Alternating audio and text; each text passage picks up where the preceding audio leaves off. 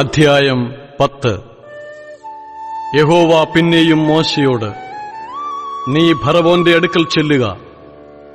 ഞാൻ അവന്റെ മുമ്പിൽ എന്റെ അടയാളങ്ങളെ ചെയ്യേണ്ടതിനും ഞാൻ മിസ്രയീമിൽ പ്രവർത്തിച്ച കാര്യങ്ങളും അവരുടെ മധ്യേ ചെയ്ത അടയാളങ്ങളും നീ നിന്റെ പുത്രന്മാരോടും പൗത്രന്മാരോടും വിവരിക്കേണ്ടതിനും ഞാൻ യഹോവയാകുന്നു എന്നു നിങ്ങൾ അറിയേണ്ടതിനും ഞാൻ അവന്റെയും ഭൃത്യന്മാരുടെയും ഹൃദയം കഠിനമാക്കിയിരിക്കുന്നു എന്ന് കൽപ്പിച്ചു. അങ്ങനെ മോശെയും അഹരോനും ഫറവോന്റെ അടുക്കൽ ചെന്ന് അവനോട് പറഞ്ഞതെന്തെന്നാൽ, എബ്രായരുടെ ദൈവമായ യഹോവ ഇപ്രകാരം അരുളിച്ചെയ്യുന്നു, എന്റെ മുമ്പാകെ നിന്നെ തന്നെ താഴ്ത്തുവാൻ എത്രത്തോളം നിനക്ക് മനസ്സില്ലാതിരിക്കും? എന്നെ ആരാധിപ്പാൻ എന്റെ ജനത്തെ വിട്ടയക്ക. എന്റെ ജനത്തെ വിട്ടയപ്പാൻ നിനക്ക് മനസ്സില്ലെങ്കിൽ ഞാൻ നാളെ നിന്റെ രാജ്യത്ത് വെട്ടുക്കിളിയെ വരുത്തും.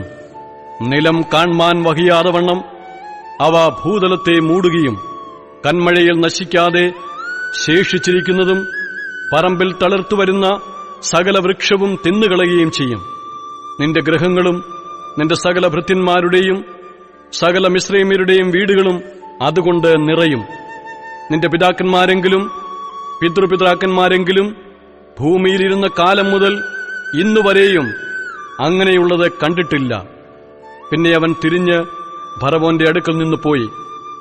അപ്പോൾ ഭൃത്യന്മാർ ഫറവോനോട്, എത്രത്തോളം ഇവൻ നമുക്ക് കെണിയായിരിക്കും?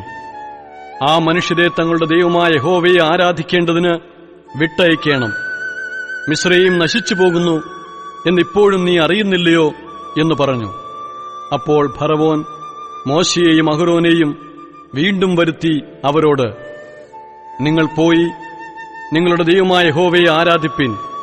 എന്നാൽ പോകേണ്ടുന്നവർ ആരെല്ലാം എന്ന് ചോദിച്ചതിന് മോശെ, ഞങ്ങൾക്ക് യഹോവയുടെ ഉത്സവമുണ്ടാകൊണ്ട് ഞങ്ങൾ ഞങ്ങളുടെ ബാലന്മാരും വൃദ്ധന്മാരും പുത്രന്മാരും പുത്രിമാരുമായി പോകും. ഞങ്ങളുടെ ആടുകളെയും കന്നുകാലികളെയും കൂടെ കൊണ്ടുപോകുമെന്ന് പറഞ്ഞു.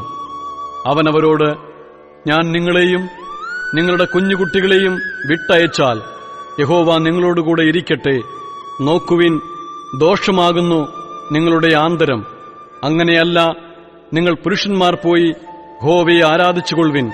ഇതല്ലോ നിങ്ങൾ അപേക്ഷിച്ചത് എന്ന് പറഞ്ഞ് അവരെ ഫറവോന്റെ സന്നിധിയിൽ നിന്ന് ആട്ടിക്കളഞ്ഞു.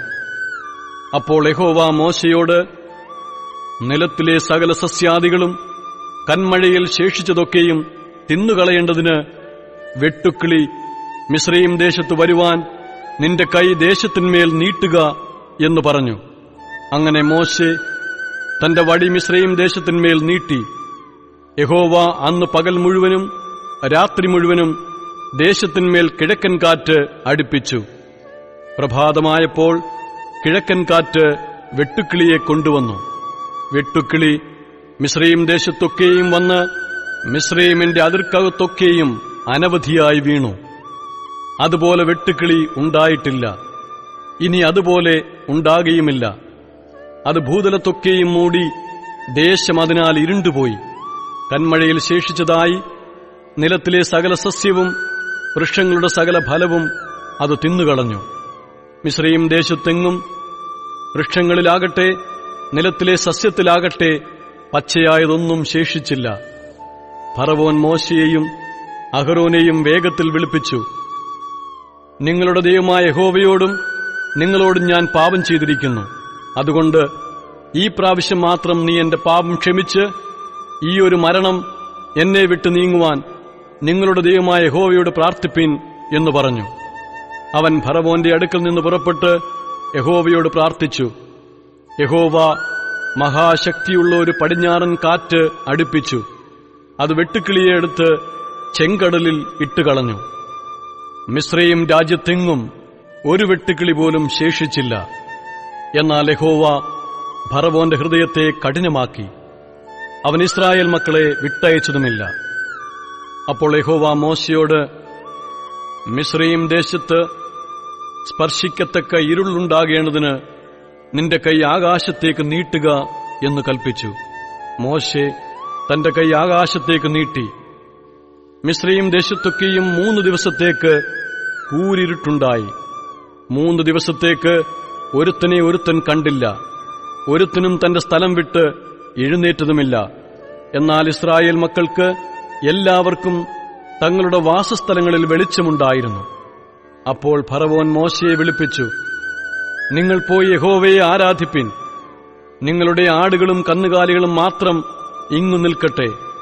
നിങ്ങളുടെ കുഞ്ഞുകുട്ടികളും നിങ്ങളോടുകൂടെ പോരട്ടെ എന്ന് പറഞ്ഞു. അതിന് മോശെ പറഞ്ഞത്, ഞങ്ങൾ ഞങ്ങളുടെ ദൈവമായ യഹോവയ്ക്ക് അർപ്പിക്കേണ്ടതിന് യാഗങ്ങൾക്കും സർവാംഗ ഹോമങ്ങൾക്കും വേണ്ടി മൃഗങ്ങളെയും നീ ഞങ്ങൾക്ക് തരേണം.